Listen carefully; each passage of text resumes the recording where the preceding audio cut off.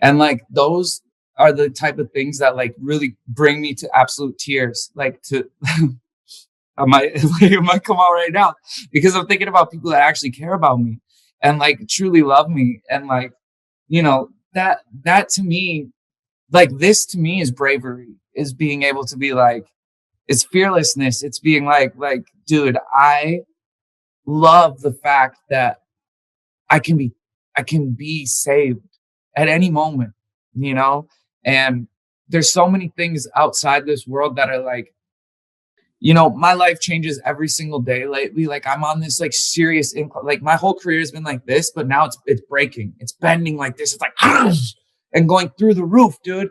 And like, I'm getting these things that I've always dreamed about, like in terms of success that you think about. I'm so changed by a sentence and not at all by those things. Those things don't change me.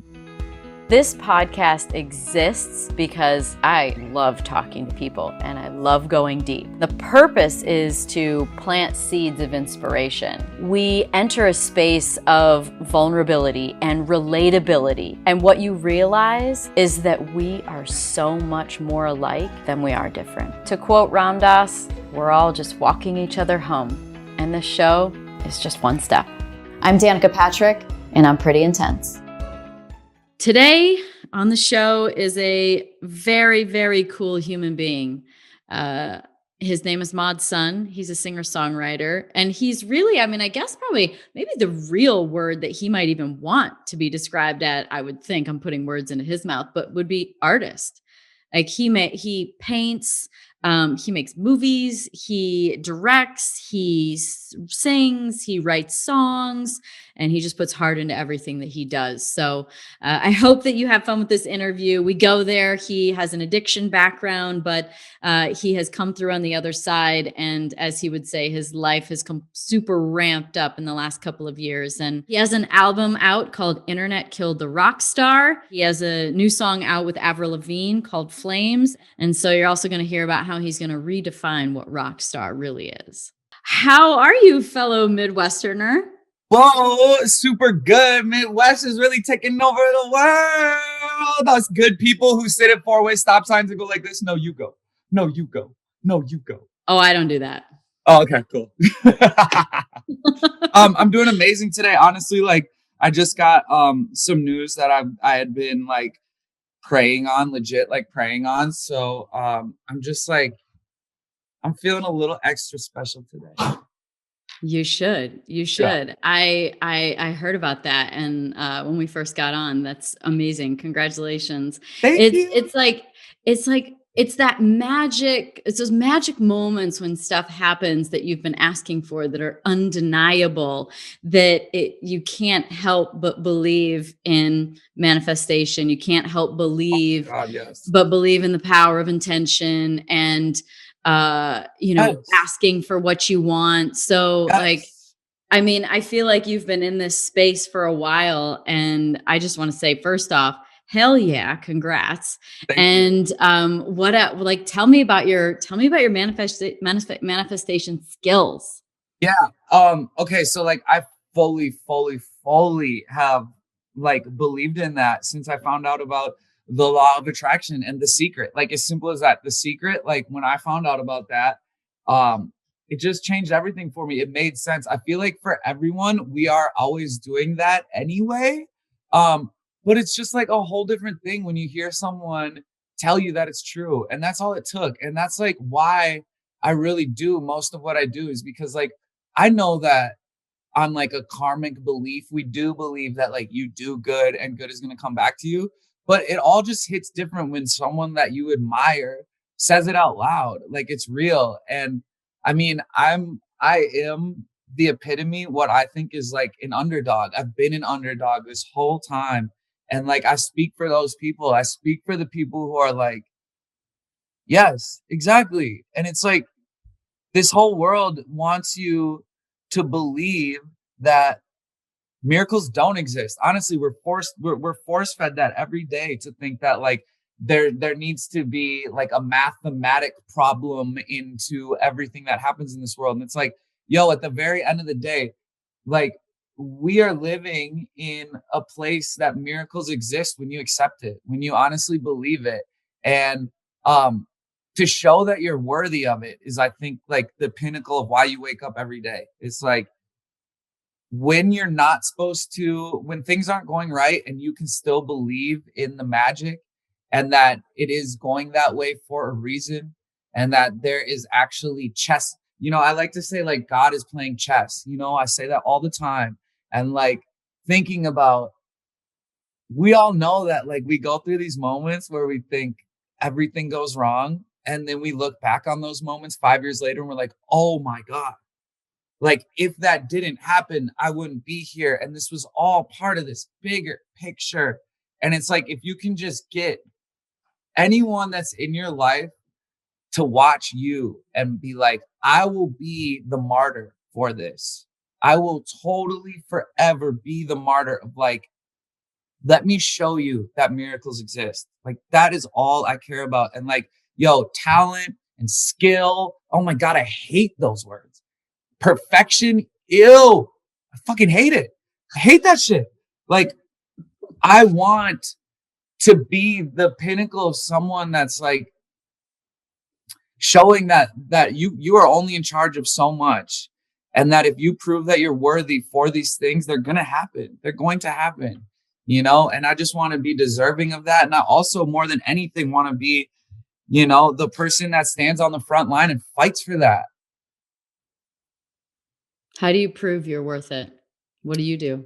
Discipline. Oh my God. Discipline is so important to me. It has become probably the most important attribute that I have learned, because you can always add more discipline to your life. And like, it's so funny because discipline just in general sounds like such a boring word. You're like, ew, discipline. What? Like, I want to be free. It's like, I have to show that I'm worthy of getting what I'm asking for.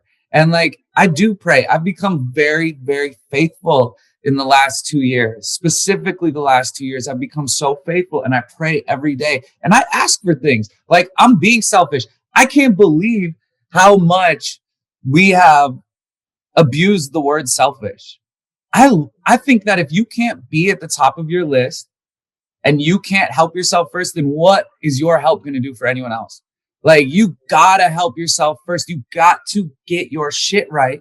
And then your help becomes meaningful. And you can go out and help people. But if you put everyone else at the top of your list, it's like you're going to die and you're going to watch someone else's life. You're going to watch someone else's life.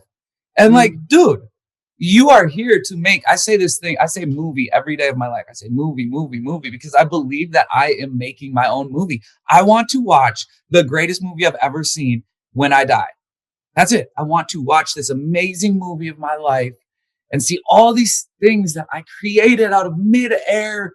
And like, if you don't just add this discipline to your life, then you're kind of just unwillfully asking for things.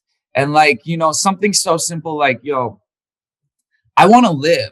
I do want to live. We were just speaking of death. I want to live. I want to live a long life. I would love to be the oldest grandpa in the world and the coolest grandpa, still have green hair, all that. I would love to make it to being an old, wrinkly person. You know what I'm saying? You can redefine the 27 Club by calling it the 127 Club.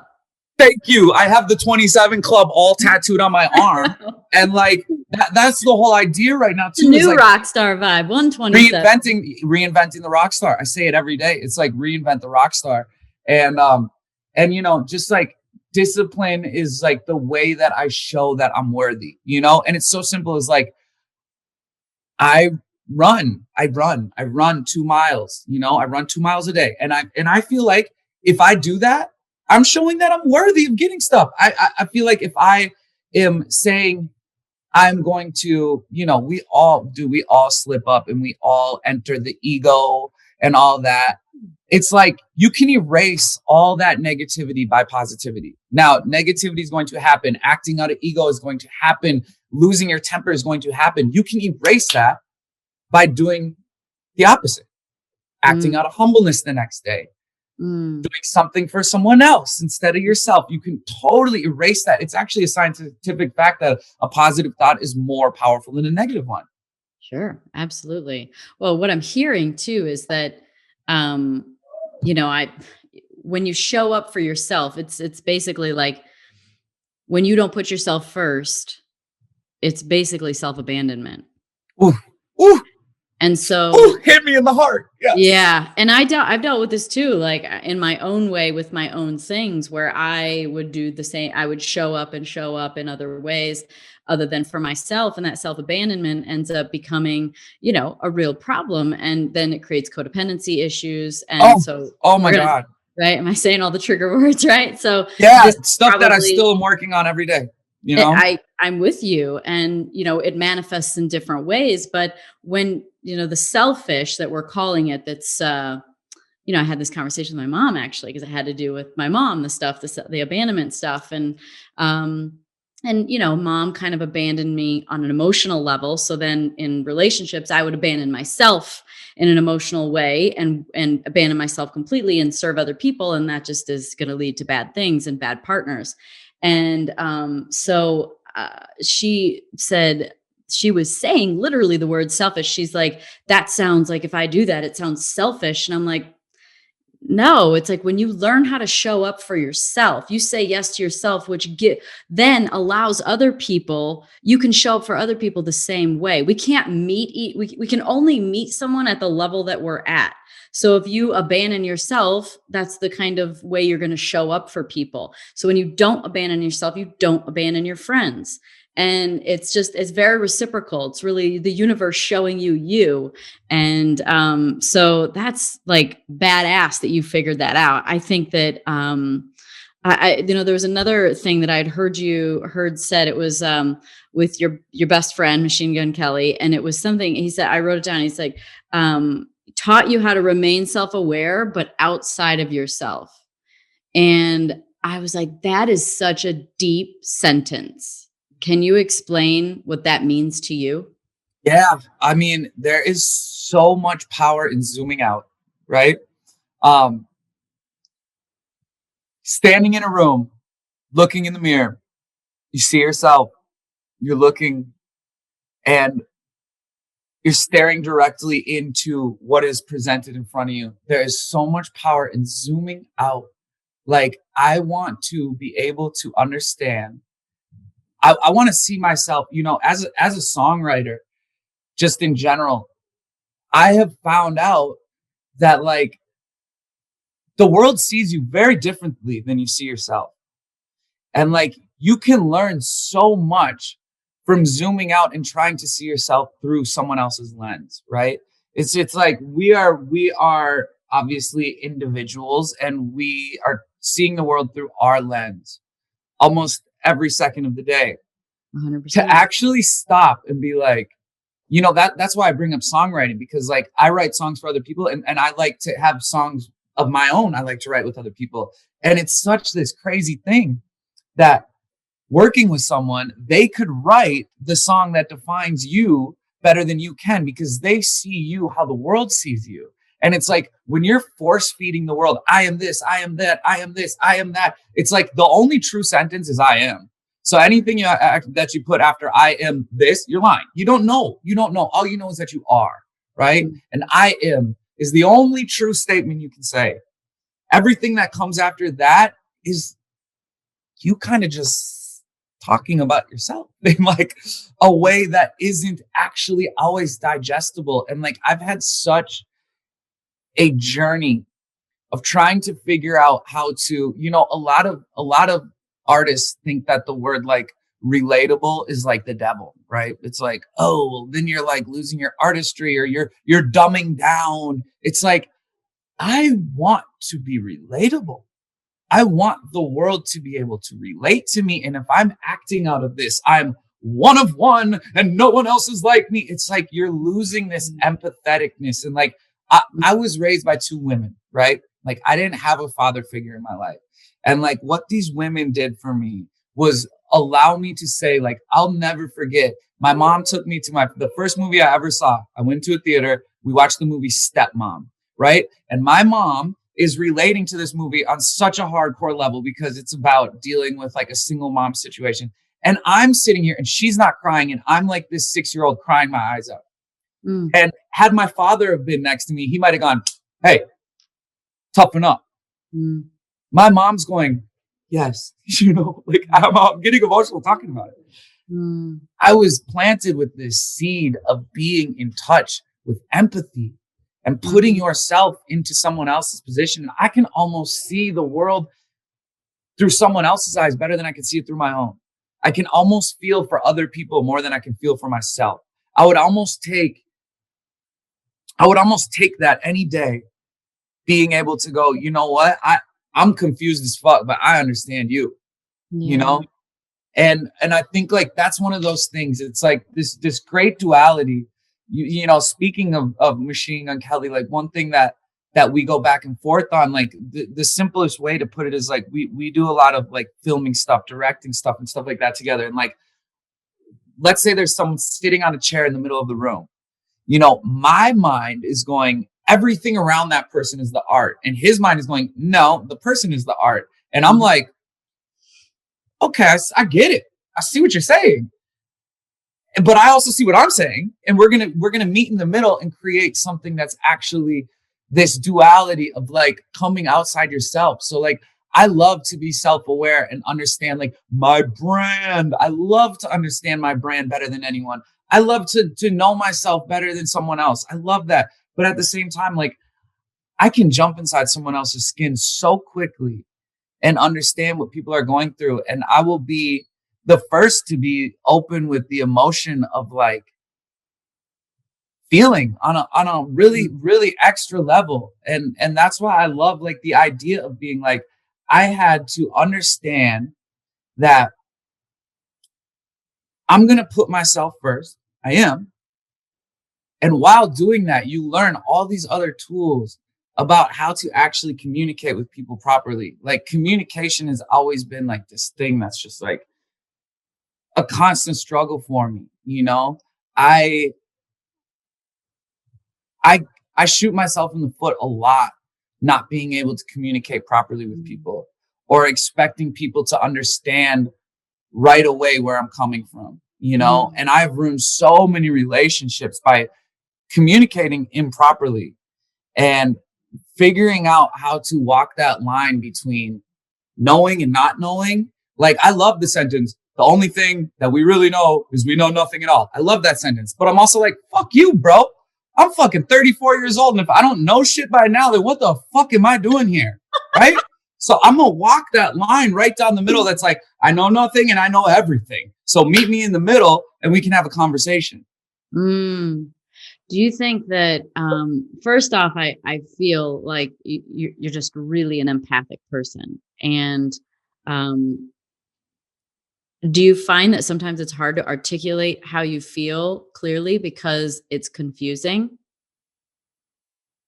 Great question. Let me think about that so I don't shoot myself in the foot again here. So like, say it again. Do I find it? You find it hard to articulate how you're feeling because you're confused? Yes and no, because I don't have a problem with being wrong. You know what I'm saying? I would rather try than be right.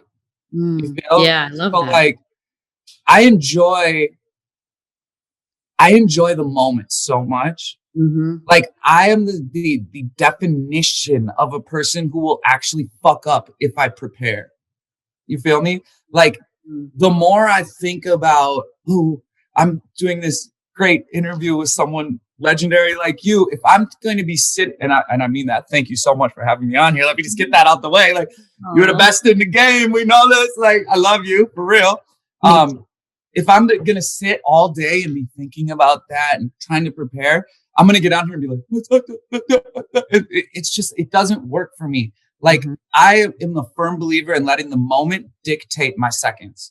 You feel me? So it's like everything that is happening in that moment.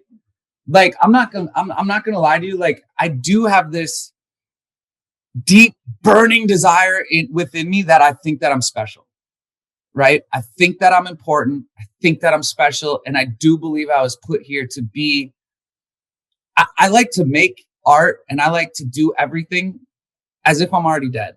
Truly. I like to think that I'm worth more after I'm gone. I like to think that all the art that I make is better after I'm gone.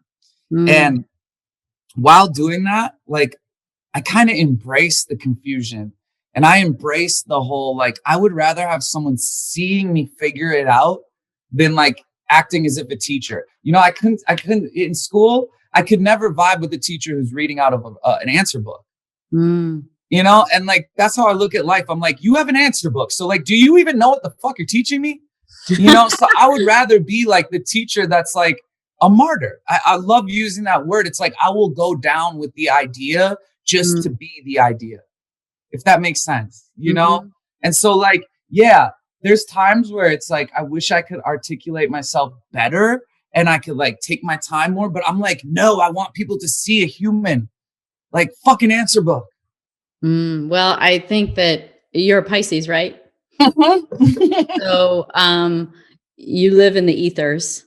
It's a super dreamy state of being. Yes. And you're an artist, which makes sense. And you're empathic and you can feel other people. And so living in the moment is guided by spirit, which is always the best way. Oh, you're good. You are good. Now you are very good at articulating yourself. You know, I'm fascinated by the human condition. I'm fascinated by the reality and human nature, and you know, everything down to like, are we a simulation? Are we zeros and ones? Is this, where do we go when we die? And what is consciousness? And you know, what are dimensions? And like, I mean, I just and how the human operates on this, in this density level. Are you getting closer to those answers every day? I mean, I have my own conclusions right now, like, right. Yeah. I think that's the fun part about learning is that, and experiences is that, as you collect them and as being an open-minded person, I believe what I believe right now, but that might be different in 2 months or 2 years. And in fact, I hope it is, because it means that I will have collected more information that helps me make a better judgment or assessment of what's really going on. So I'm fascinated with how people operate. And I think that we can be kind of broken down into patterns, which is totally what makes me think we might be zeros and ones, like Elon Musk says. Yeah, I know. So? I mean, I like bounce between it every day, because like I do. Look, like my favorite thing is like, I try to tell people, like, I'm always like, yo, you have a witness at all times. At all times. This is why I say movie all the time, because I'm like, when you're by yourself, like when I'm by myself in my room and I wake up, I'll make it a point to be like, yeah, life is good. And I'm dancing and I'm going like this, because I'm like, I am doing that for myself, but I'm also doing that to show the witness that I'm special, I'm here, I'm understanding that like, I don't have to show up when people are watching. I need to show up always, you know? And like, I love to just help people be aware that like, everyone deserves a witness. And like, the things that you do when you're alone are almost far more important than the things you do for a crowd, you know? And so the idea of a simulation is like, it runs so deep with me. As far as like, someone's watching, you know, someone is watching me, and I want to be. Have you ever seen the movie Vanilla Sky? Oh yeah. Oh my God. When they say the quote, mortality is home entertainment, like I dive so deep into that, into being like, I am literally, you know, the 27 Club. I'm like, when I make music, I'm like, yo, I was just talking to someone, like, I picture my life as a train on a track, and I'm far away from home. And I'm headed home, okay? And I want all of my influences to jump aboard my train at any point while I'm on that track and be able to ride with me and use me as a vehicle and as a vessel. And like, I so believe in that. And like, the whole idea is like, life is entertainment. It's just like, yes, it's entertaining, and it's also entertainment for something else. You think so? Totally watching me like a script, yes. Oh man, that's a fun thing to think about. Do you see all the alien stuff that comes out these days? And do you get all jacked up and excited and going, they're here, I'm ready. Take me, I'm ready. I had beam me up, Scotty. Serious experience I would say like 6 months ago in Joshua Tree with a guy named Dr. Stephen Greer. Have you heard of Stephen Greer? Yes. Oh, Didn't I you know just do it? Stephen. I know Stephen. I Okay, so interviewed him. I went interviewed to him. Joshua Tree with him like Yeah. 6 months ago. And Okay, literally tell me about it because I'm tempted to do that. sitting in lawn chairs in the middle of Joshua Tree in a circle with Stephen Greer and doing a puja prayer and all the stuff. And let's just say like, yo, I saw it. Yeah, I saw it. And we had contact. Like no confusing it, right? No bullshit. No, like, no, it's not lip service, but you literally saw it. No bullshit. What did you 100%. see? Orbs, man. Orbs came. What did you see? Bursting orbs of light. You know, a lot of this stuff he was explaining to us in a terms of like, we're assholes down here that are like, don't enter our earth or we're going to shoot you down. I mean, are aliens real? Yeah, they are. Like, stop being stupid, people. Like, this is a big giant place. We're not the only game in town. Come on. And like, how much fun are we down here? Of course they want to join the party, bro. They're like, duh. So like, you know, they want to hang out with Mod. Yeah. So like we're sitting there and, you know, I'll just say one experience that happened for sure is like the temperature, you know, when you're sitting out there asking for these things it was a really beautiful thing because it's going in my, I guess in my terms, what I was gathering from this experience was that alien life is they're kind of scared of us. They think that we're so frightened by them or shocked or something. So when you're sitting there and you're saying, we come in peace, just simple as that. We are not here to exploit or shoot you down or hurt you. Like you're accepting them into this world. And like, definitely one thing that happened was like, we all felt the temperature around us raised by like 30 degrees. Literally, when you're in the desert at night, it's cold, right? So like the temperature raised so high that we all started sweating, but it was in the matter of like 10 seconds. And what we all saw was this giant ball of light completely encompass us. And what he was saying was we were taken aboard a ship.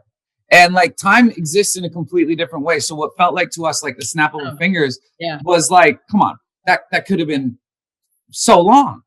And we 100% like stellar, right? Yeah. And they have, oh my mind fuck. And like, he had a temperature gauge with him and like, it was recorded that the temperature rose in those matter of 5 seconds by like 35 degrees or something, exponentially. Gnarly. And like, we all saw this burst of light around us. And like, you know, I could go on and on about like just seeing other little things, but that was like the defining moment of being like, oh wow, like this really happened. And like, I do believe that other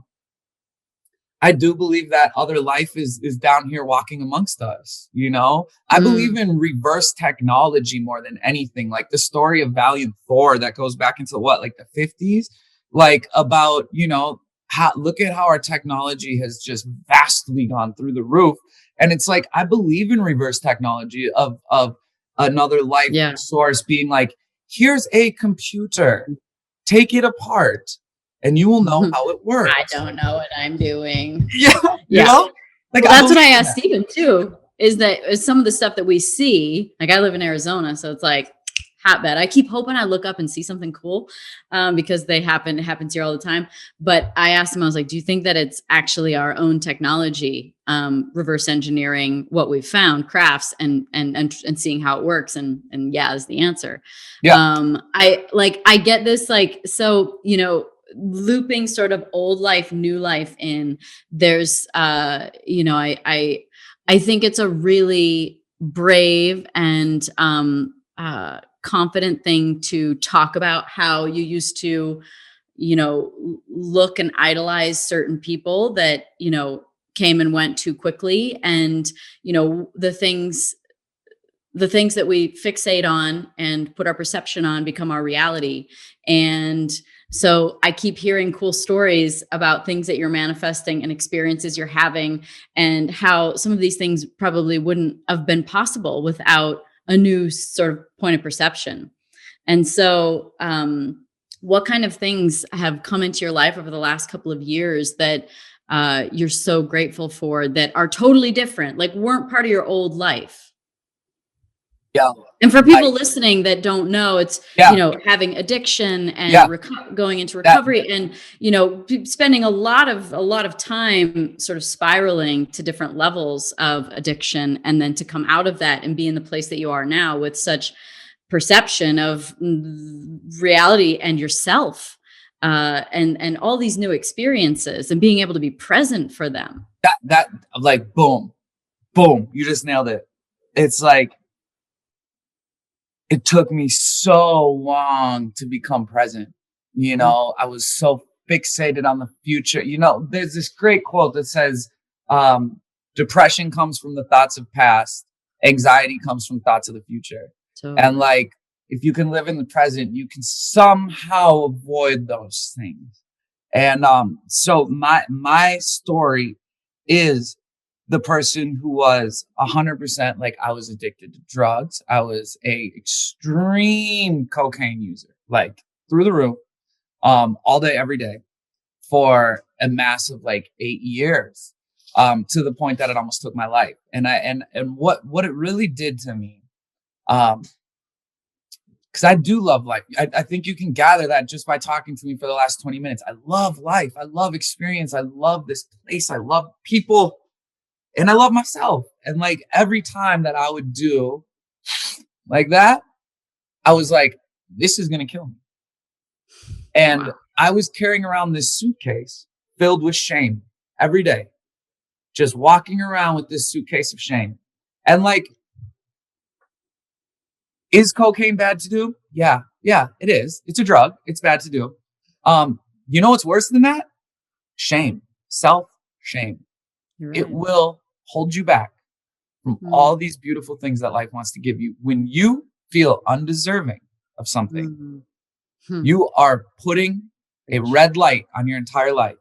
And I would get so close to the finish line, and then I'd say, yo, I don't deserve this shit because I feel bad. Like, am I saying, anyone out there who does cocaine, am I saying you're a piece of shit, you're a bad person? Fuck no, not at all. If you feel bad, someone was asking me the other night, bro, did your life change because you quit that shit?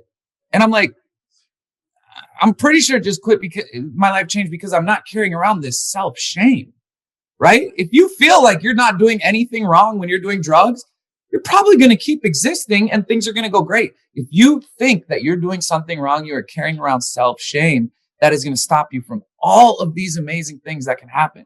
So for me, I knew I was doing something that was going to kill me, and it damn near almost did. And that was my like big wake up call, was like, I need to stop doing this. And I stopped. I put it down that day. I put it down.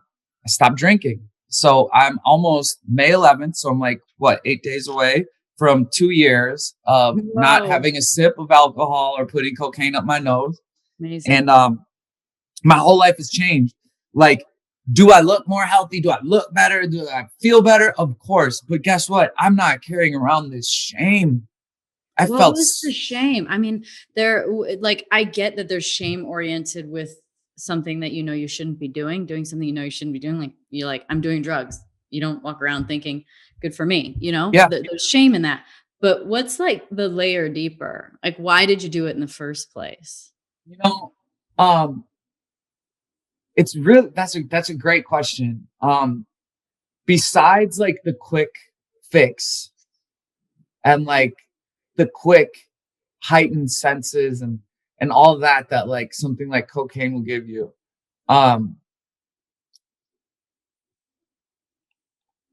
It was a pretty lonely world for me at times. And to have something you can rely on that's always there for you was probably the most attractive thing to me. Was like, I am the person who's like, all I need in this world is myself, and I don't need any of these people. I just need something I can rely on.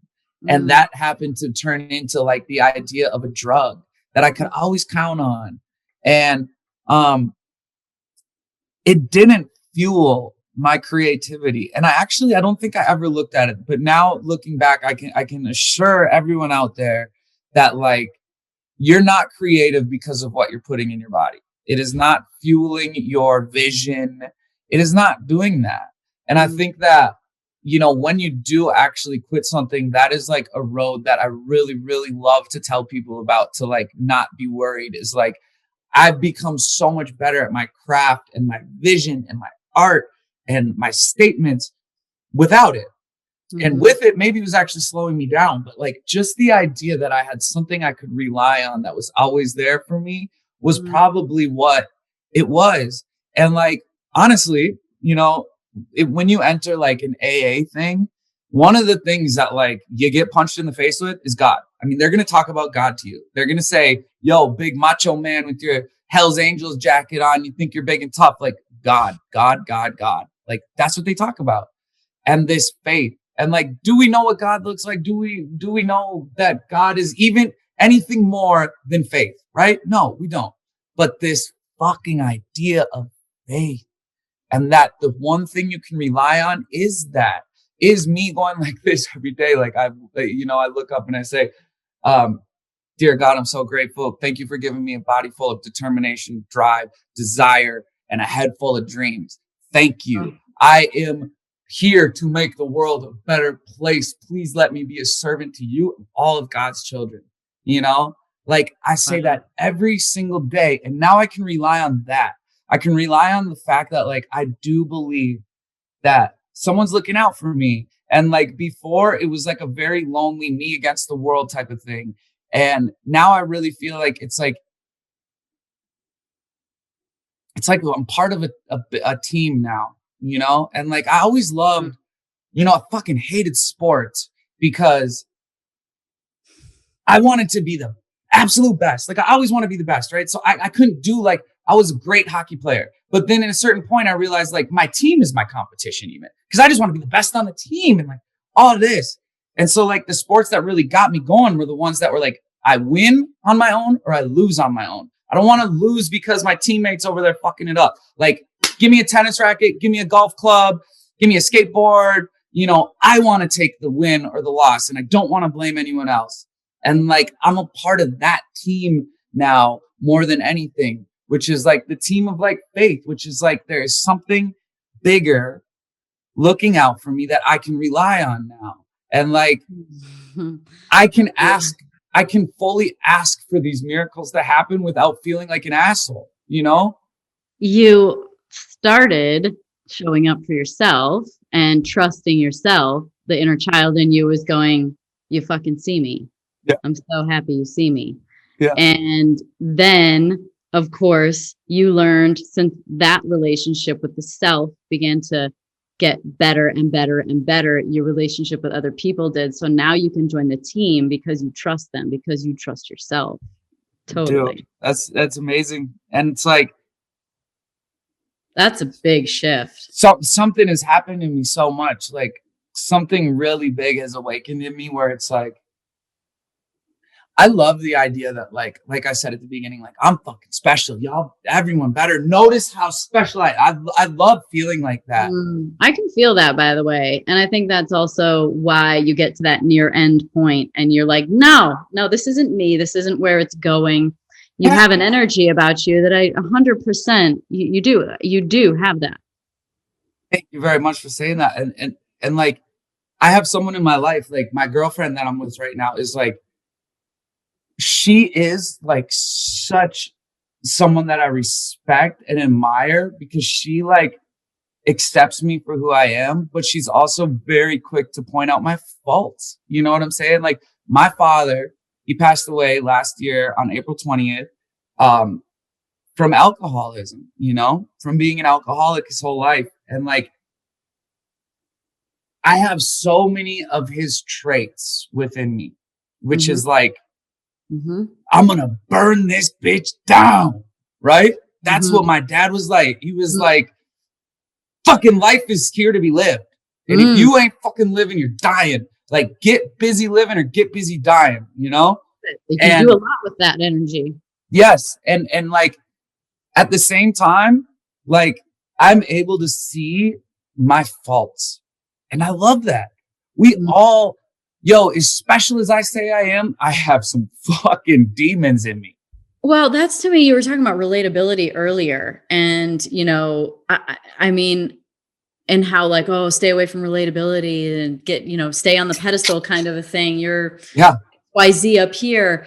And then I also, in hearing you talk about making music and like also hating the word perfection, and I don't think there is such thing. It's like when you become relatable, it's because you're showing your flaws, which literally is like, think about our inner monologue, right?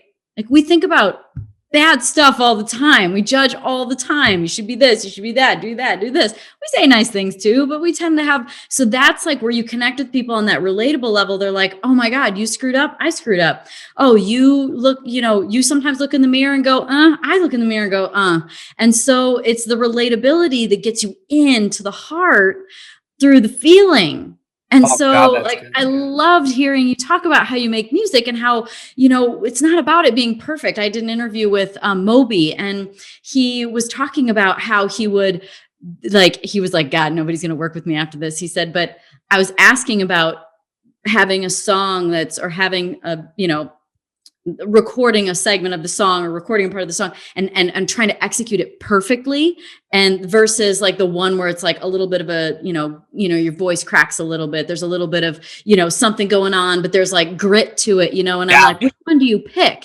He's like, actually, he's like, when I record people, he said, I push record before they think I push record. And he goes, he goes, okay, I'm ready. Cause they like warm up, and he goes, no, we're done. Yes.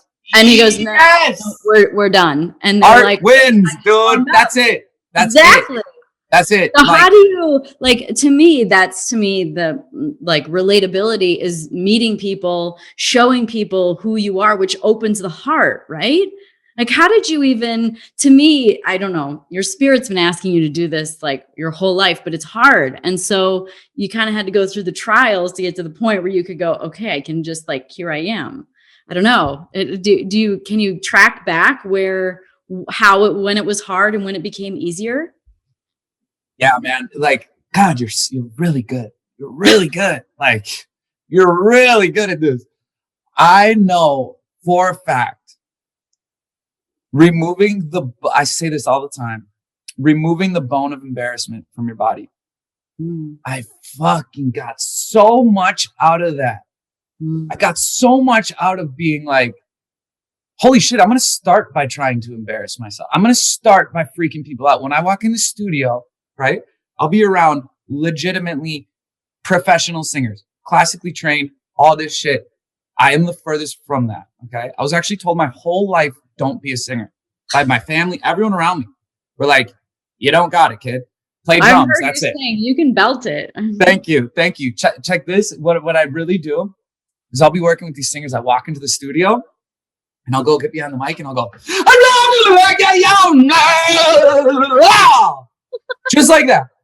And I start from the level of like, did that weird you out? Did that make you uncomfortable? We good now? Now let's work from there. Let's start by trying to completely make a fool of myself. Oh man. Let's remove that whole air of like, I need to impress these people. I need to impress them, because I know I impress people when I close my eyes and I just go, and whatever happens, I say this all the time in the studio. The guy that I work with named John Feldmann, amazing producer, we'll get like a track going and he'll go, all right, what are we going to do? And I go, I have no idea. I'm going to let God speak. And I walk in there and I have no fucking clue what I'm going to do. And all these songs just keep coming. They keep coming because I truly believe that like, I don't need to be in control of anything when it comes to art. Like, my art is solely based on the fact that I want to hear that inflection, what you said, the growl, the little crack in the voice. Like, yo, if you don't have that, I honestly think that I could put 1,000 different people in your position. It's the same fucking thing. It's all good. I want to hear a one of one. And that one of one comes from cutting across the dotted line. I hate that dotted line. I'm never cutting on that dotted line. Okay. I'm always going, you see that little jagged edge right there? You see that little jagged edge? Lines. No, color outside the lines. Yes. Fuck that dotted line. I want you to see every little jagged edge, every little piece. That is me. That's me. That's my jagged edge. Okay. Anyone can cut on that dotted line and do this little pattern. It's like, you gotta have this imperfection. You gotta have that there to actually hit someone right in the fucking soul, you know? And like, I know that I absolutely know that I help artists out and people in general by being like, yo, you gotta figure out how to not be embarrassed. You gotta figure it out. You gotta understand that like the test is to get up in front of people. If you can get up in front of people and literally let this soul shine. It's so like, I love the corny quotes, by the way. I love like, shoot those stars if you miss, you'll let me. I love them. I say them all the time. I live by them. Give me more of them. I love them, please. And anyone who thinks that shit is corny, like, bro, you're corny for thinking that shit's corny because that shit works. And like, I get so much out of like being a fool in front of people and allowing them to open up, you know, like, and I know that's why artists like to work with me is because they're like, Jesus, this dude just literally is just like, he's art. He's fucking art. He doesn't want to be this like paint by numbers, you know, he wants to fucking throw the shit at it. And, you know, the best thing about a canvas is like, yo, some of the greatest paintings of all time have been painted over by the artist because the artist didn't think it was done. You know, some of the greatest paintings that could have ever been seen have been painted over by the artist because they're like, it's my canvas. It's my canvas. And like, yo, I want my canvas to have like this fucking just layers and layers and layers and layers. I just want to keep building on it. And like, that's just a way to live life is just take that bone of embarrassment out of your body, throw that shit in the trash. And like, understand if you can work backwards, reverse engineer that shit, work backwards from being like, here's me being a total fucking fool in front of you and having no gauge of like caring what you think about me. And then, whoa, you're going to go, whoa, I'm impressed now. Still don't start with impressing them. Start with unimpressing.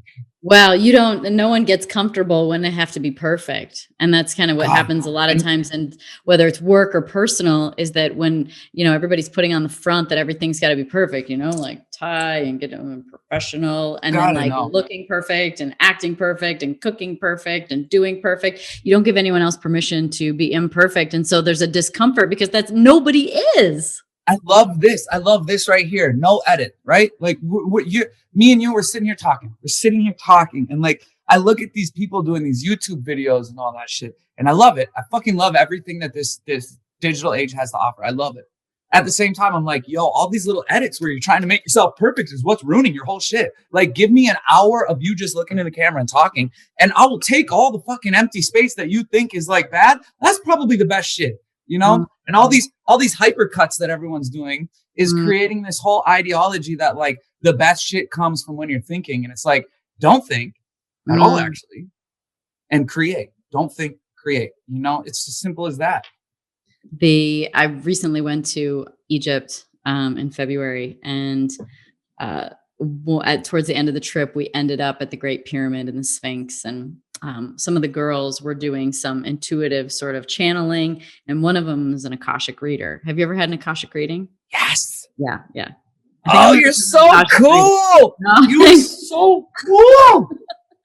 So she's doing an Akashic reading, and I'm sitting next to her, and I'm kind of holding the energy for some of the girls, and because that's what I'm good at. Like, you feel it all, and I'm a fucking solid bubble. Like, you can't get past me. Like, I'm hard as a rock. So I was there to hold the energy, and I'm listening to her do the Akashic reading. And so she's recording it. And so I'm listening, and she says that we get time all wrong. Like, we don't understand time. Again, this is coming from the Akashic records, her speaking. And she said, you know, as it's going, there's long pauses. And then she'd all of a sudden say, the records would say, look where your mind just went. I stop and I pause and look where your mind goes. The cake is the pause, and the frosting are the words. And if you think all you want is words, eat a plate of frosting. And I was like, that is the coolest thing I've ever heard. I was like, that shit gets me I'm so turned on by that shit, dude. You know what I'm saying? Yeah. Oh my God. I love that. Like that is enough. What you just said is enough fuel for me to get through the next year. You know what I'm saying? It's just little fucking things like that, dude, that get to me. Oh man. I love that you can feel so much. It's so cool. Like, I mean, this is like you've had a brave existence, if I can say. Like, to show up in the world, to sign up for the job. I mean, I believe, like, we've gone there in this conversation. So I believe you signed up for this mission. I believe you signed up for the lessons and the people and the experiences, and your soul is resilient, and it went, oh, you got this. Don't worry. It's going to be tough, but you got this. And yes. I know that you can feel that. You've already said that. What is like lurking back there that you're like, nobody knows this, but I'm going to do this?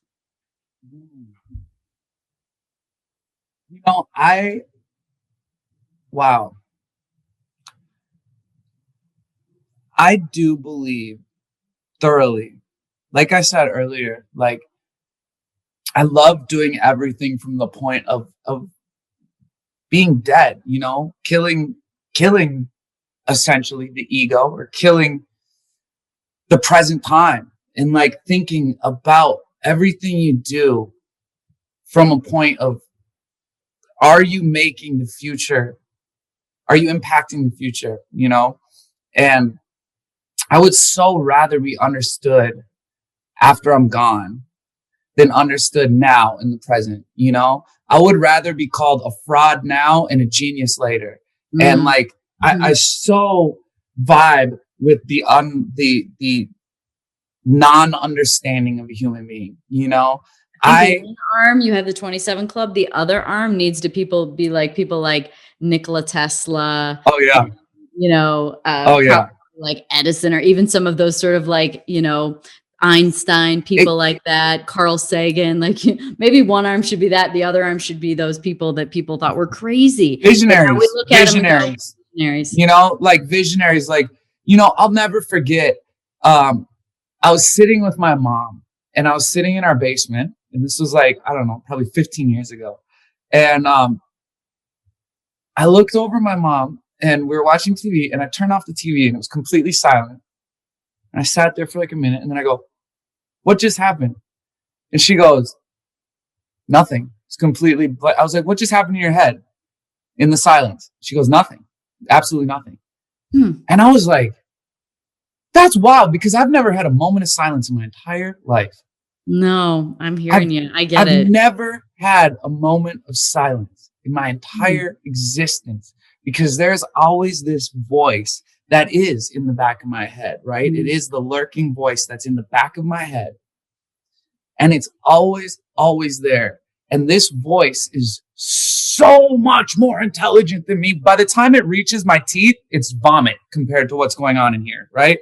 Like, it's just dribbling out in maybe making sense. Back here, this voice, man, I don't know who it is, but it is so much greater than me. And like, my whole ideology is to like, I love to think that like, maybe there is people out there that don't have this like voice always talking in their head.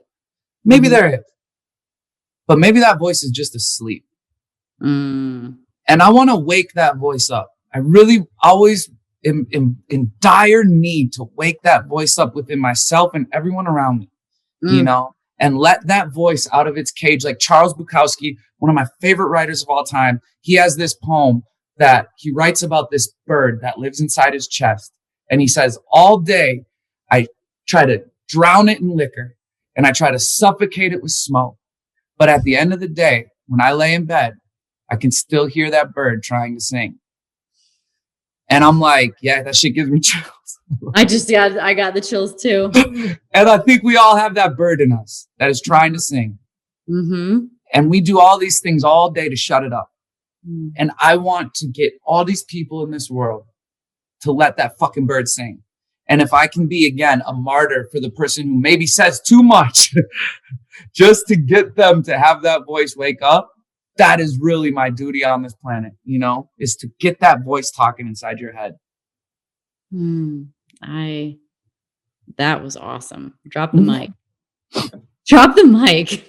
And we're out. Thank you. No. Come back. More questions. I always have more questions. And look what my shirt says too. Listen to the silence. Isn't Listen that great? to the silence. Oh, shoot. Well, then I have too many questions for you. I love this. I could talk to you forever. Honestly, this is so great.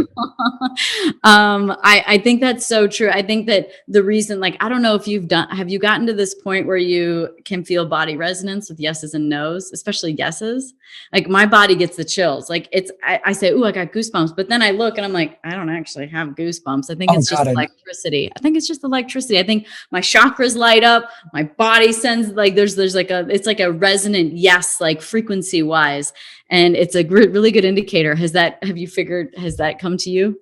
Yeah. Like words touch me more than a physical touch. You see what I'm saying? Like I could be hugged by 1 million people and feel nothing, but a sentence like, let that bird speak is like the whole world touching me, you know, that's when I truly feel. And like, that's like, you know, we have our basic senses and, one of them is touch, but like there's also feel. And I think that once we evolve a little more, you get that extra sense, which is feel, and it's feel without touch. And, you know, that's really where I like to reside in. It's like, I know the power, like it seems so undefinable, but like, really, I know the power of like a sentence, man. I know how much something can change your life. Like, the course of your entire life can be changed by someone speaking to you and really giving a fuck about you. And like, I think that's like what really does it for me is like, I meet people in my life that I can tell really give a fuck about me. And like, those are the type of things that like really bring me to absolute tears. Like it might come out right now because I'm thinking about people that actually care about me and like truly love me. And like, you know, that to me, like this to me is bravery, is being able to be like, it's fearlessness. It's being like, dude, I love the fact that I can be saved at any moment, you know? And there's so many things outside this world that are like, fuck, man.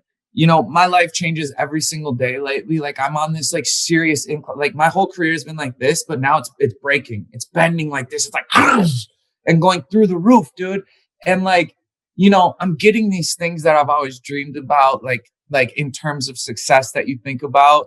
And it's like you think your life is going to change like drastically when you get these like monetary value of things and success that you've since 16 been like, dude, all I want to do is like become a millionaire or like fucking be able to take care of my family, like all that shit.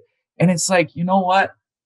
I'm so changed by a sentence and not at all by those things. Those things don't change me.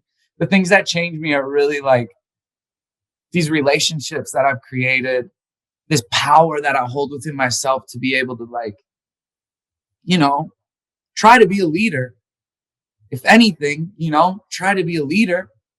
And that it's just, those are the things that like I can hold close to me. And like what you were saying about like, just like the getting goosebumps. It's like, once you like really get to that place, it's like, you're perpetually there. You're perpetually there. And like, you're not only like waiting for them to come, you're looking at them dead in the eyes. You're looking at everything like, holy shit, that's changing me. That's affecting me. All of this right here without just waiting for it to come. You're accepting it and just looking at it right in the eyes. And like this conversation that I've had with you over the last hour is like something that like I know is restoring like even more faith. Like you are an incredible human being. You really are. And like, I can feel it just looking at, like, we could stop talking and me and you just continued the conversation. You know, I feel that with you. And God damn it, we're lucky that this type of shit exists. You live there. You live in feel land. Yeah. And in fact, you know, and maybe this is something for people that have addiction and have ways of trying to escape reality, is hearing this, is that, you know, you live in the land of feel. And until you really, so a lot of times what happens is people numb it, not because they can't feel feel no point or pointlessness or nothing. It's you feel too much. You actually feel too much. And so you have to shut it off because you don't even know where to start. And like, it's an overwhelming thing. And so, you know, for you to finally be in that place where you can really truly express. And is that where the music comes in? You know, loving poetry, loving words. Is that why music became your thing? Great. God, another great question. When it hits just right, that's my ultimate drug. The ultimate drug is when that volume is going on and these chords are happening and these sounds. You know, we're only given 12 notes in a scale and we're reusing these 12 fucking notes. That's funny. Over and over. I mean, Quincy Jones said it fucking point blank, was like, we got 12 notes. We keep using them over and over and we're coming up with new things. Like, how? Unexplainable. And these notes, you know, I've always been that person that's like, the idea of a visionary to me is like, if you can put on headphones with a song and close your eyes, does a movie start playing? You know, and that's a visionary to me. It's like, when you close your eyes, is another world like on the back of my eyelids? Is that the world? Like, really, is that my whole world? You know, because like the wallpaper on the inside of my skull is continuously getting more and more vibrant and beautiful as life goes on. And I truly think that like why I go to music over and over and over again is like the one thing that has saved me is like this mystic overtone that happens when the music comes on. And it's like, that is my true escape from the world. It's like this mystical overtone happens. And like, if I could explain it, I would, but it's within these 12 notes lies heaven on earth. And I go there every time. And like, there are songs to me in this world that I'm not even me anymore when I'm listening to them. I'm gone. I'm completely gone. I've left this fucking earth for 3.5 minutes. And those people saved my fucking life. They saved my life. Bob Dylan is my favorite artist of all time. Okay. And like, when I would ride around in my car in high school, listening to The Times They Are Changing or something like that, like that made me want to be alive, plain and simple. And like, my duty is to reciprocate that in any possible way. If I can do anything that music has done for me, then I'm successfully myself. I just need to do for others what it did for me. And that all goes down to the reason I write books, the reason I paint pictures, the reason I make music. It's all the same language to me. You know, it's the why can a song in English translate to someone over in Tokyo, Japan, who doesn't even understand what I'm saying? Why are they crying when they listen to it? Because it is a mystical overtone that exceeds language. And I don't know why it does, but it saves the human. It saves the psyche. It saves the soul. It opens up the door to your heart. Like, you know, I did this like breath meditation where you do this thing where you're like, and do you know what I'm talking about? I don't know what it's called, but it probably got you high. Yeah. Okay. Exactly. You get high off oxygen. You do it for 15 minutes, and then you go into this heart prayer where it says, open up the door to your heart right now. I want you to think of one time where you truly felt love, one time where you truly felt laughter, one time where you truly felt faith. You thought everything was going wrong and it worked out better. I want you to take those moments, place them in your heart, close that door. Guess what? No one in the world has those same things inside their heart, and that's what makes you special. And like, I walk around with this door open in my heart as much as possible to try to like continue to fill it with my unique experiences. And a lot of those unique experiences come from the time where I leave this earth for 3.5 minutes in a song. God, you got a lot inside of you, don't you? You have a lot. I can feel it. You're like, do I have enough time to get it all out? Yeah, for real. I know. I mean, that's like the beauty of that's the beauty of the never ending with art. You know, art never has a period. I think it's a constant comma. I think it's a constant yes, but comma, here we go. And like, you know, if there's ever a period on something I do, I try to open it up with a comma, you know? Wow. I feel like we've had such a deep conversation. I'm like, how do I go? So Internet Killed the Rock Stars, your new album. I'm like, this conversation's like so much deeper than so you have an album, you know? You're so cool, dude. I like to, well, here's the thing. When I talk to people and when this is then, you know, given to the public to listen to, it's the story. It's like, it's the story that gets you pulled into certain people, or like, I mean, I make wine. So it's like the story of the wine is why you drink the wine, partly. I mean, if it sucks, it sucks, right? If somebody, you know, if I made music and might not listen to it, but, you know, we're going to come in for the story. And so when people hear you and they're going to feel something. Now, when they listen to the music, they can feel you and they know where it's coming from. And so we can talk all day about the nuts and bolts of your album and whatever. It's you that people are really buying into it, like on the when they're going to become a really like dedicated fan. And when they really get it is they know you, and then they're going to listen to the music. There's so much crap that gets promoted day in and day out all the time. And it's the person I want people to figure out, not necessarily the thing that they do. It's the person. And so I don't even know what there is to say about it other than you have an album, go listen, check it out. If it resonates, great. But people know you now. And that's it. That's honestly it. You know, my album is named Internet Killed the Rock Star because like how we opened it up, it's about reinventing the rock star. You know what I'm saying? That like with every death, there's a rebirth. And like, that's where my career is taking me to, is like, I'm trying to put it all on the table for everyone to watch. I'm trying to be as honest as I can. I'm trying to make mistakes in front of people, and I'm trying to, you know, spread a message that like, yo, it's first off, it's never too late. You know, it's absolutely never too late. Like if you're 60 years old and you listen to this and you got something from it and you are like, damn, maybe I should make music, then go fucking make music. Yeah. You know, it is never, ever too late. And like, I love that sentiment more than anything. And like, you're absolutely right with like, I'll tell you what, I don't think I'd have a support group at all of people that listen to my music if I didn't have this story, because I don't make music that's more special than other people. Like I said, we have 12 fucking notes. You know what I'm saying?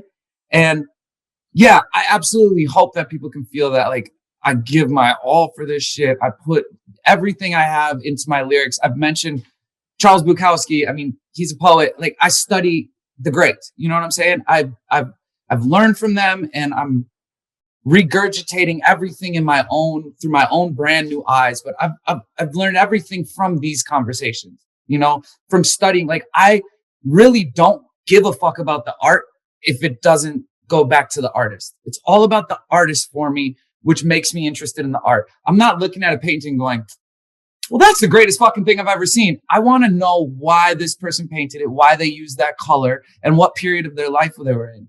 And, you know, like with me, I've been lucky enough. I've studied art so much that like my favorite artists of all time have famously said every 10 years, you recreate yourself and your art. And like, I'm so grateful for things like that, because like, if you look at my journey, it's like every 10 years I've entered this new era. And like the era I'm in right now is everything that we just spoke about. And like, you know, I truly believe that this conversation will outlive potentially the music anyway. You know, it's all about what we can do for the human condition that we're all fucking suffering with a smile. You know, we're suffering with a smile, and that's I love that like extraterrestrial sort of like joke or like you as a human come down and it's like a thought bubble and it goes, man, I thought coming to Earth was going to be a lot easier than this. Like, why did I sign up for this? You know, like, shoot, I thought being a human would be a lot easier than this.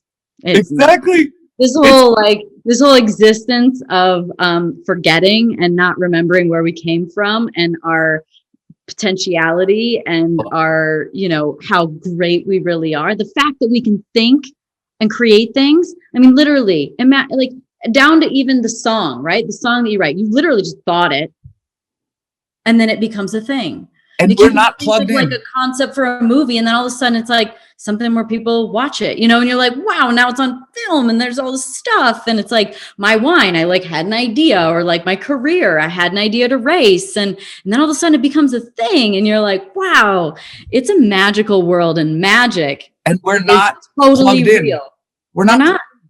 Like, well, I think that everything around us, like all that we don't see, dark matter, dark energy, whatever, any void, it's all just completely filled with, have you ever seen like the way that a brain is like neurological sort of networks firing? It looks like a web kind of. That's how I picture everything. Like the reason why time and space doesn't matter when you get out of your body and into the quantum is because it's connected. Everything's connected. And so I actually think that like everything is connected, and that's why we can feel at this distance, right? Yeah. Like we can both get emotional. We both can get goosebumps. We can tear up. Like we can feel each other's energy is because like we're connecting in the quantum on a level that we don't understand. And so magic is real. It's just that the reason why it's not sort of believed in, or it's just called magic and it seems mysterious and we don't understand, it's just because there's no science. We just haven't figured it out. Look, when I went to Egypt, when you looked at the walls in Egypt and you look at the temples and you look at the pyramids and you look at everything, the one thing that you come away with, because like people were like, how did it go? And I'm like, it wasn't like I had some magical experience at some point in time, but what I totally realized was that we're playing small as humans, and that we don't get it, and we're not asking the right questions because they're talking about the stories on the wall when we don't even know how the wall was made. God, I know. So let the magic go, because the magic will become the stuff that's called magic now will be just things later. Oh my God, that's so cool. You're so right. I mean, that's the beauty of the human condition, you know, is like, is there like this like magical evolution that's going to happen one day that's going to click and everyone's going to like understand stuff on a spiritual level? I really don't know, but I know that there are people out here that do exist that way. And like, you know, magic is just literally the accepting of it. It's like understanding that like, yo, that's not a miracle. Everything's a miracle. Once you like open that door, you say everything's a fucking miracle, you're good to go. You're literally going to be pushed down a path of beauty, you know? And like whether or not you look left and right and you take it in, it's up to you. But if you accept that everything's a miracle, like, dude, come on, man. Like, we're not hippies for saying like, dude, what the fuck? That is a plant outside growing. Like what? How? The fact that everything that we ever need is like coming out of the ground is like, what the fuck, man? You know? Right. But like the fact is that there are people here like that. And the more that these kind of conversations happen is like, I think we're doing the right thing. You know, I really do. You're a way shower, man. Showing the way. Keep it up. I love it. This is amazing.